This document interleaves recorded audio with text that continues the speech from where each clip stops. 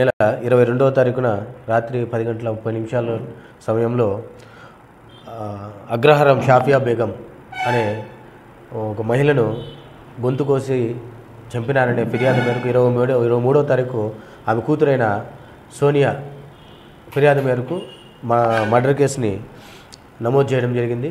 ఇందులో భాగంగా ఇన్వెస్టిగేషన్ చేస్తూ ఇన్వెస్టిగేషన్లో తేలింది ఏమంటే ఆమె కొడుకైన అగ్రహారం చిన్నారెడ్డి భాష మరియు కోడలు అర్షియా ఇద్దరు కలిసి ఆస్తి కోసం, అంటే ఉన్న పిల్లల ముగ్గురికి సమాన ఆస్తి పంచుతామంటే అది ఒప్పుకోక ఆస్తి మొత్తం నాకే కావాలనే ఒక దురుద్దేశంతో ఆమెను కొట్టి ఆమెకు ఒప్పుకోకపోవడంతో ఆమెను గొంతు కోసి చంపినట్టుగా ఈ ఇన్వెస్టిగేషన్లో తేలింది. అందులో భాగంగానే ఈరోజు ముద్దాయిల్ని ఉదయం తంబలపల్లె క్రాస్ వద్ద ఇద్దరు ముద్దాయిలను అరెస్ట్ చేసి వాళ్ళ కన్ఫెషన్ మేరకు నేరం ఒప్పుకున్నారు. ఆ ఒప్పుకున్న కన్ఫెషన్ మేరకు వాళ్ళని తీసుకెళ్తే వాళ్ళ హత్యకు ఉపయోగించిన ఆయుధాన్ని, ఆ రోజు వాళ్ళు ధరించిన బట్టలను అన్నింటినీ సీజ్ చేయడం జరిగింది.